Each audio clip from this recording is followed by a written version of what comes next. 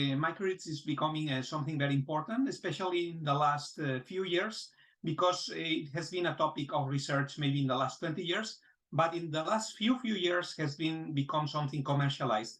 And I think it's very important to see and understand that this is not only about having renewable energy systems and battery at home or in some areas in which you don't have electricity, but also a tool to electrify electric ships in the sea, seaports, also electric aircrafts and airports at the same time.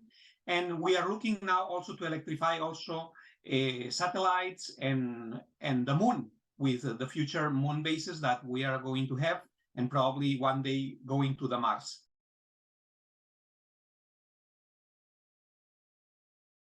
As I mentioned before, the microgrid concept has been extended to many other areas, but we can see that it's not only about electricity, it's also about water. So the way that we see how we can store water and use it later, especially when we don't have the main water supply, we can see that is the same concept also we have with food. Right now, many people is talking about 0 kilometer food. So food that has been produced next to your town and you store there and you consume it. So you avoid to have long distance transportation of the food. The same happened with electricity, the same happened with water, the same happened with many other things. So in our concept, what we do is we think locally, we think small, because as a book said, small is beautiful. When you do the things locally, you avoid having large transportation systems, which what they have is more losses, more pollution and contamination, and more troubles. So what we want to make is the things much more easy. That is our main concept. And then you ask about the gaps. I think the gaps are really huge because as we touch so many areas, because this is not only a research of field, it's a philosophy of life. So because it's a philosophy of life, there are many things to transform in many aspects, technical, social, economical also, etc. So that's why you can see that there's many things to do. So when we think, for instance, on how we are going to electrify or to give energy to a base that is going to place in the moon, there is almost nothing done today. So that's why it's so amazing. We are also applying this concept to bioecologic systems. So we can produce an ecosystem also that could be placed in the space. And this is really amazing. You can just see these kind of things maybe in movies. But today still we don't have anything done. So that's why it's so exciting. And we can see that there are much more gaps that things has been already done.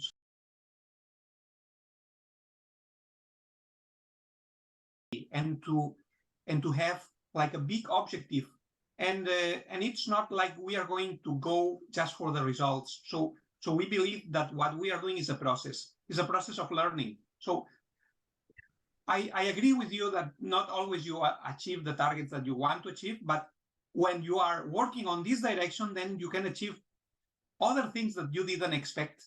So for us, it's more like a process, and the process is the thing that we want to follow, not just to have a target. Because if you just have one target, then you are completely lost.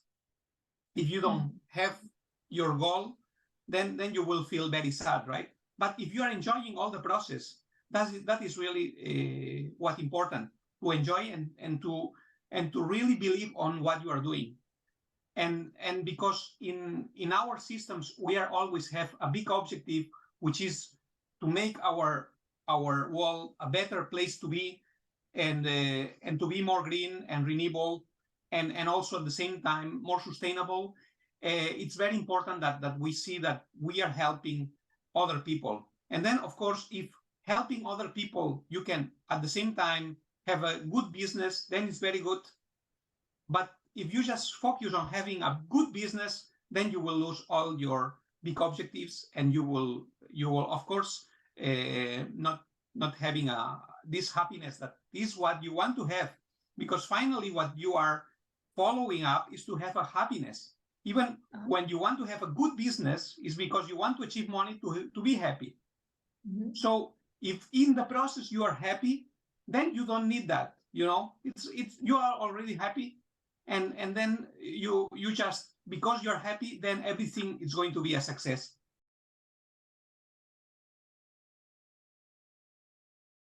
I think that what is very important is to see why you are so excited and happy to do this research, and what you really want to contribute with that.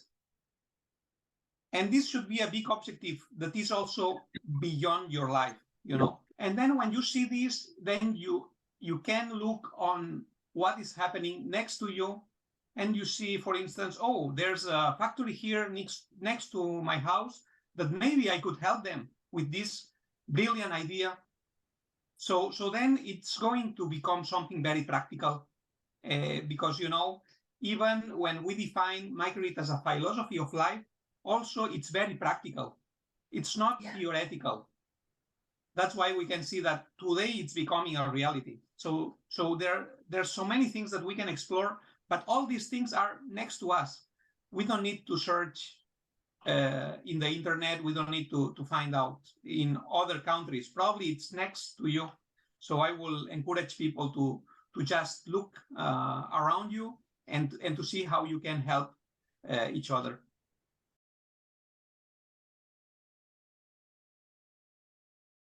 I'm really interested on this area. I am reading some books which are not giving me 100% of satisfaction because I don't know it in detail. And I don't want to wait for another life to do that. So I need to do it this life.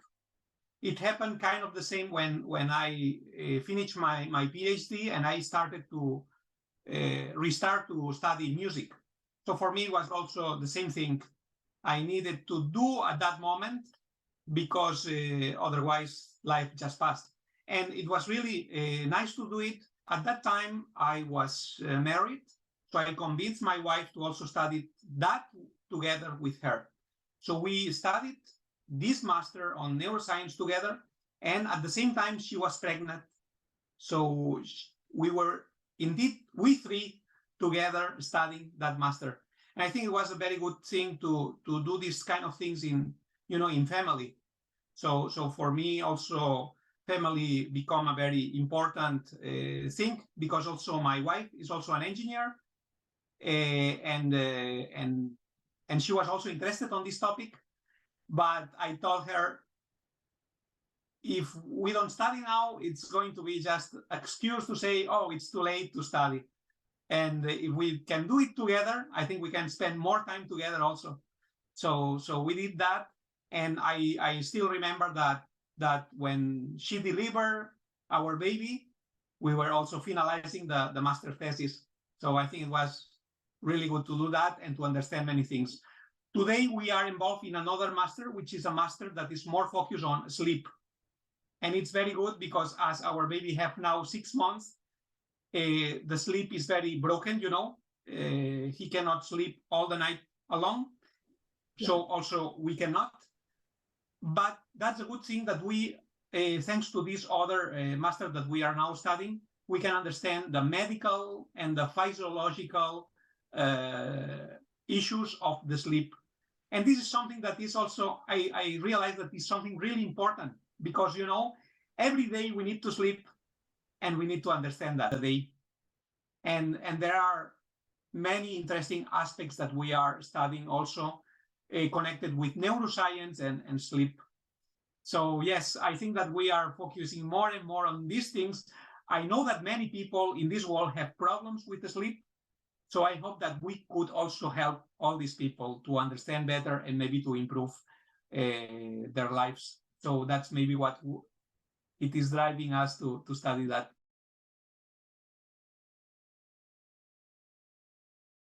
I was studying at the beginning engineering, making a bachelor, then a master, then a PhD. And when I finalized, I studied 5 years of music. So I become a musician. At that time I was really happy because I could study something that could also be more connected with me.